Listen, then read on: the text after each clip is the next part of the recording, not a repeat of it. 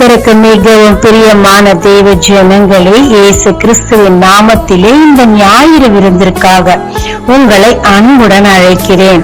இந்த நாளுக்குரிய தலைப்பு பிரயாசத்தின் பலனை அனுபவிப்பது. இந்த நாளுக்குரிய வசனம் பிரசங்கி 5:18.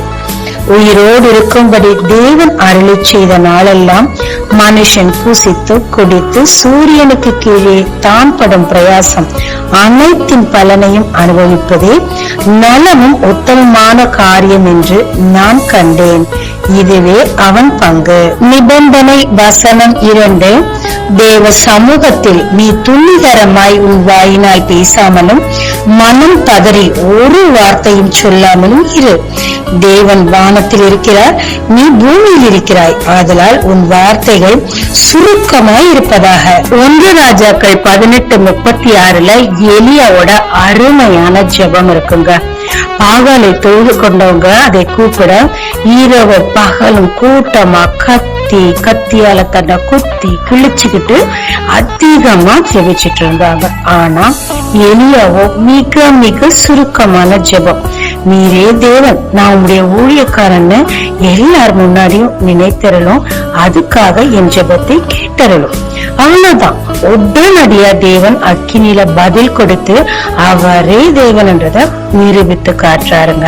ஏசப்பாவும் சொல்றாரு, நீ முழங்கால் படியிடும் முன்னே உன் தேவை எனக்கு என்னன்னு தெரியும், அதனால நீ ஷார்ட்டா ப்ரே பண்ண போதும் அப்படின்னு சொல்றாரு. இங்க நம்ம பிரச்சனையின் மிகுதியினால ஏதாவது புலங்குவோம். தேவனுக்கு கண் இருக்கா, கால் இருக்கா, வாய் இருக்கா, நான் இந்த சூழ்நிலை அவர் அனுபவிச்சிருக்காரா, எல்லாரோட கஷ்டப்படும் எக்கச்சக்கமான வார்த்தைகளா இதை விட குறையாவோ அதிகமாவோ அள்ளி கொட்டுவோம். இதனால ஒருவேளை தேவன் நம்முடைய அங்கலாய்ப்பை புரிந்து கொள்வார் நம்ம நினைப்போம். அது தவறு. நம்ம அங்கலாய்ப்பு நாம் சொல்லும் முன்னாடியே அவருக்கு தெரியும்.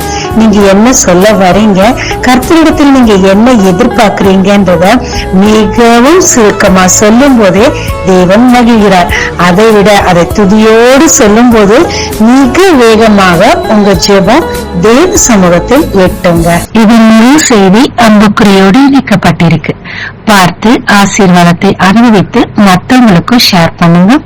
சப்ஸ்கிரைப் பண்ணி எங்களை உற்சாகப்படுத்துகிற ஒவ்வொருவரையும் இயேசுவின் நாமத்தில் எங்கள் நன்றிகளை தெரிவித்துக் கொள்கிறோம்.